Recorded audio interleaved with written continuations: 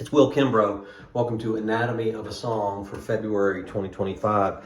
And I want to talk about the song that I put out on Patreon today called If It Isn't Kind.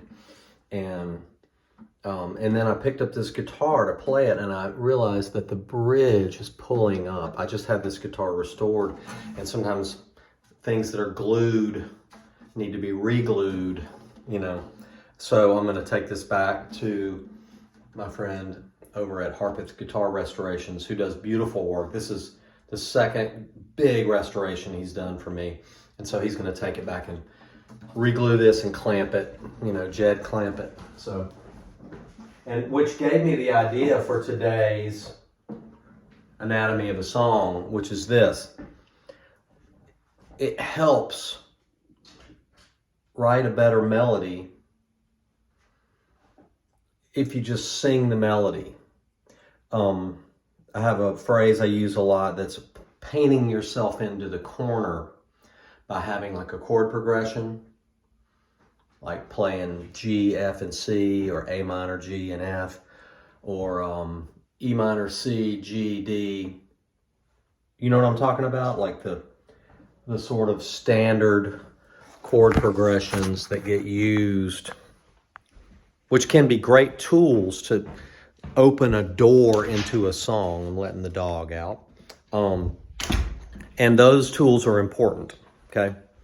But the most important thing is,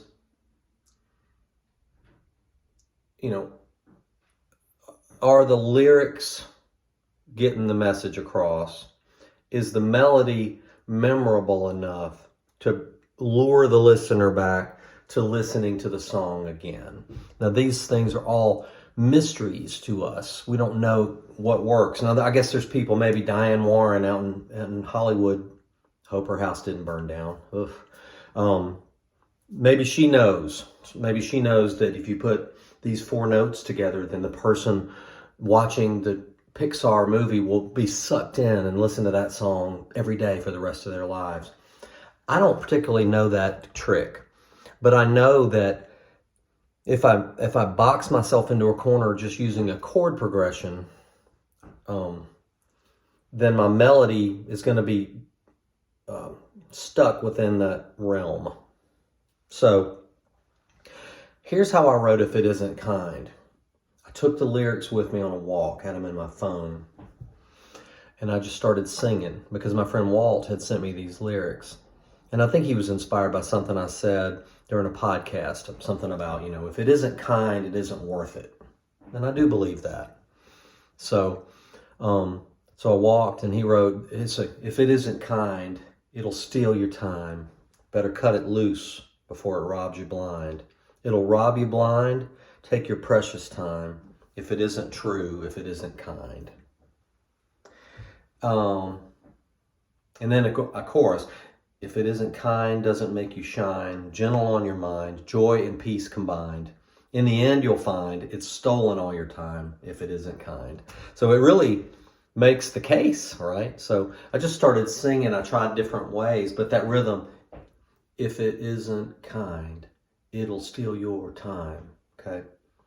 And I went for major chord melodic. So if it isn't kind, it'll steal your time. Better cut it loose before it robs you blind. It'll rob you blind.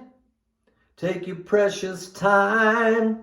If it isn't true, if it isn't kind. And then the chorus. If it isn't kind, doesn't make you shine, gentle on your mind, joy and peace combined. In the end, you'll find it's stolen all your time if it isn't kind. So that came to me quickly. I know it's easy for me to say now because I've already written it, but I just used the rhythm. If it isn't kind, it'll steal your time. Better cut it loose. And I trust my instinct because now I know that it's better for me to follow my instinct and sing that for people because I'm the only person that has the same exact instincts as me. And so that's a superpower that I have. And you have it too. You have your own personal take, if you're writing songs, if you're singing songs, your personal take on phrasing, melody, rhythm, and the way your voice sounds. And there's some beautiful voices out there like Kim Ritchie, Rodney Crowell, people I've worked with, Emmylou Harris, Shamika Copeland. And she thinks she doesn't have a pretty voice. She thinks she just has a rough voice. But I beg to differ. She has both. She has the ability to knock you out, and she has the ability to suck you in and hold you close.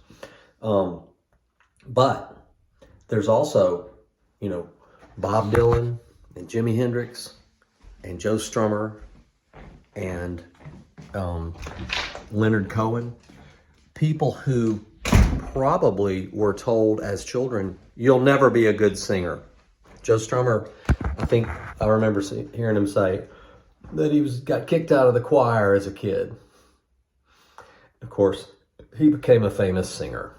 So, just wanted to put this out there today. The anatomy of the song today is If It Isn't Kind. And the way that I wrote the melody was without a guitar.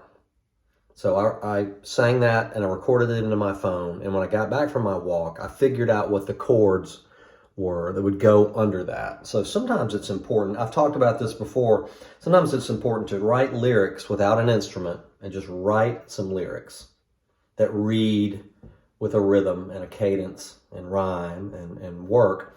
And then maybe sing those lyrics without your instrument and maybe record it, and then maybe figure out what key it's in and what chords go under those. And it may seem unfair to ask that of you if you don't know music theory, etc. But you'll figure it out, and you might find a new way to put a different chord under a melody rather than just playing a chord progression and trying to make up lyrics over it. Both are valid, both work fine.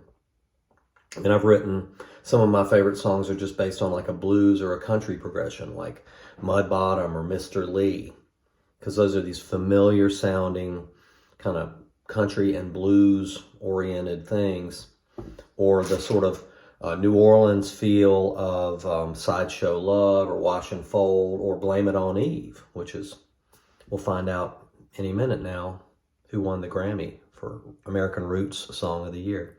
And that song is nominated, and I helped write it. So, trust me, I'm an expert.